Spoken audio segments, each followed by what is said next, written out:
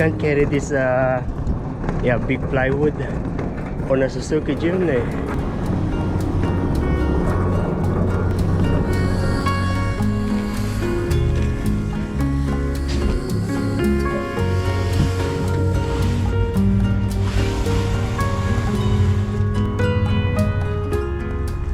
Okay, we are home, and I received 2 liters.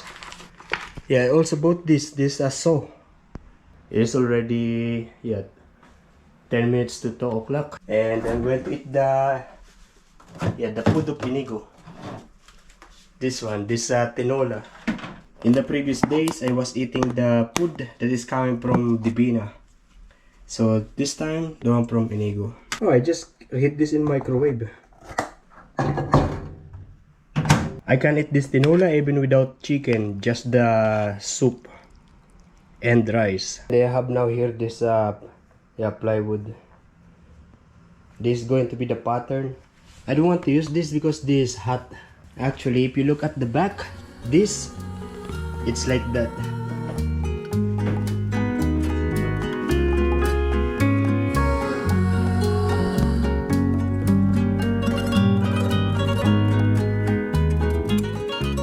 Yeah, I was able to make a hole and cut it.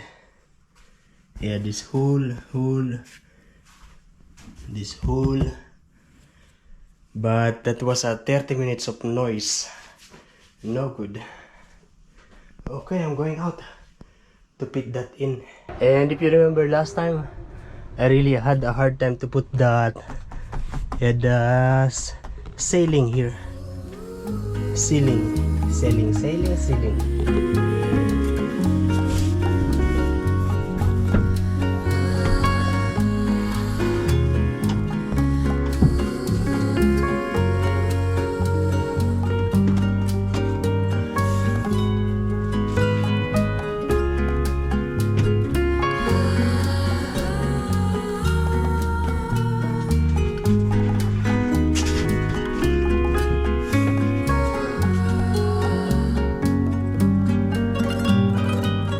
Hopefully it will not be difficult.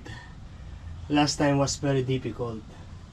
Yeah, I'm not yet starting, but I'm tired already.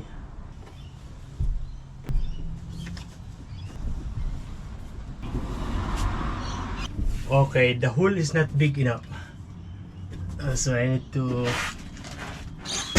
widen the hole.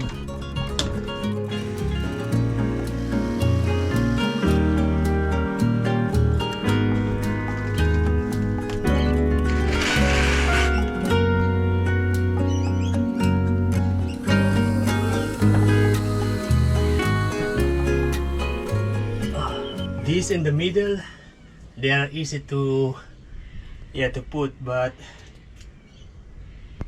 those on the sides really difficult. Whoa, yeah, this one is very smooth to install. The problem with this is that it lacks. Yeah, there is a gap here. Yeah, and I managed to put it nicely. It is now 6 o'clock, 6:05. And now I am going to cut this. This one is for the wall.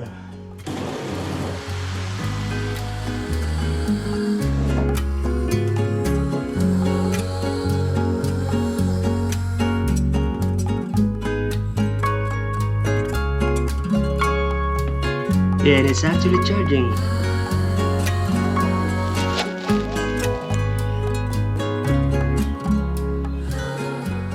Scary. Oh, it's not very hard, it's soap. This is how it is going to be looks like. Let's try if I can actually remove this. Oh yeah, it's removable. And it is not very tight.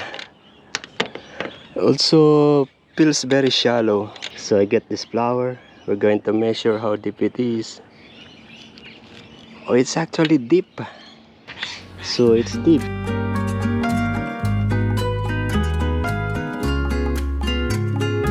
This now. Yes, basically this is screw trying to connect with this kind of thing. I need to drill a little bit more to make it wider.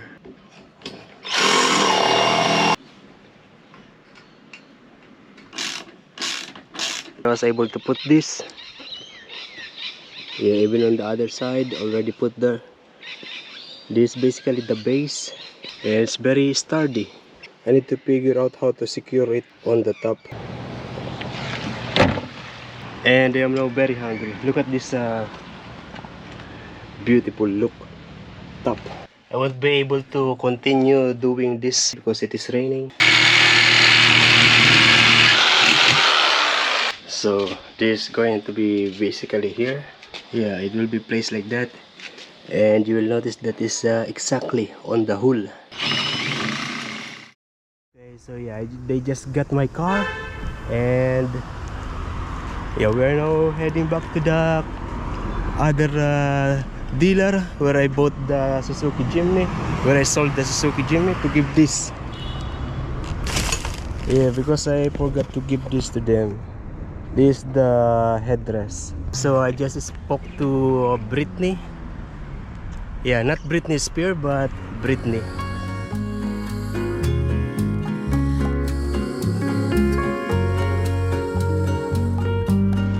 The time now is 11:05. I was in the service center from 7:45, 8, 9, 10, 11. So it's about 4 hours. Yeah, I went to browse electronics in JB Hi-Fi, and now I am going home. Yeah, going to collect the bun. Okay, so we are now here in Volkswagen, and I got the car. Yeah, the guy explained to me that the noise that I am hearing is basically the cover of the spare tire is loose, so they tightened that. And we are home, and I actually paid $195. You can see I already put it here. Yeah, bought 2 of them. So I need to put a hole in here, actually on the 4 sides. If you see that, I hit a part of the solar panel. I don't know if it's still going to work. I need to put a barrier like this.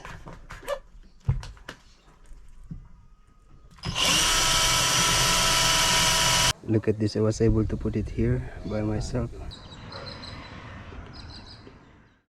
Good morning, guys, and this is what I left last night.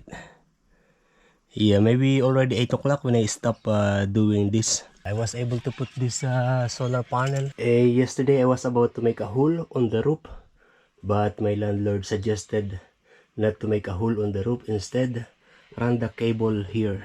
We'll go all the way here, and he suggested to put the hole here instead.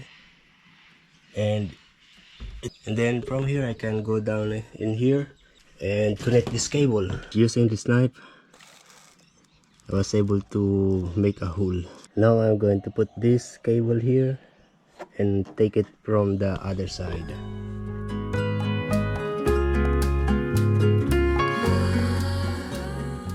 Actually, I was able to reach it, and it is now here. Amazing! Oh. Boom! So that's the battery. But you know, I actually have problem with this solar panel. Actually, there is no lock between this and this, but it's already very tight. So what I'm planning to do is remove all of this again and put this one instead. This one is little longer, and I'm actually going to move it a little backward here. So I'm just going to be putting this one here, and that will be covered by the solar panel. It will not be a problem when there is a rain. And you know, I have been getting up here several times, and it's become very easy for me. Oh, my drill runs out of battery. I'll be having my breakfast first while charging this battery.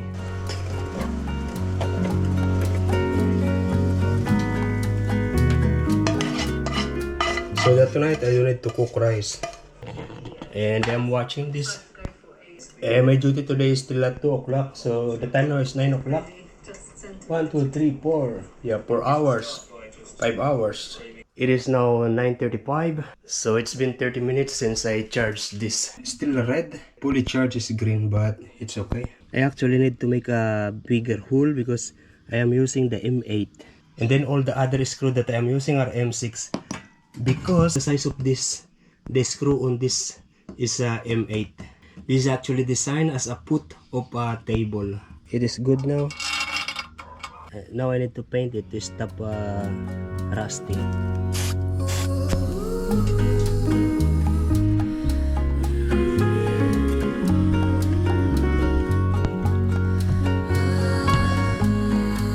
I need to go down and I forgot the other bracket.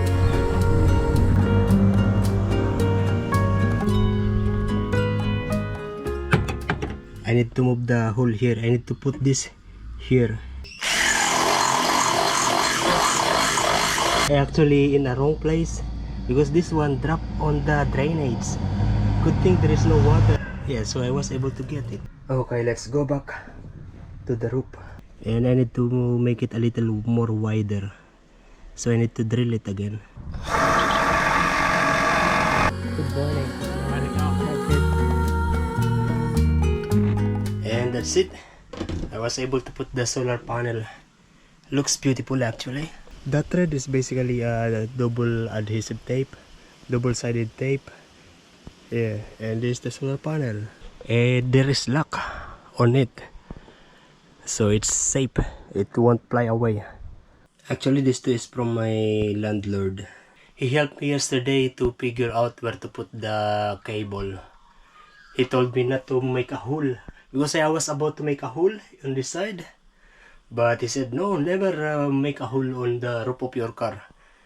Yeah, not good. Supposed to be the wire will be going this way. Yeah, on this side. Yeah, so I was removing it. And then he continued removing it. And then he make a hole. And then I realized that the purpose of this is actually to protect this one. So when you close this door, it will going to hit that way. Yeah, that's why we put it back. And then we realized that we can actually put the cable here. Okay, we are inside. I'm tired. It is now 12:05, so I have 1 hour to take a rest. And my duty today is 2 o'clock. And we'll see you tomorrow.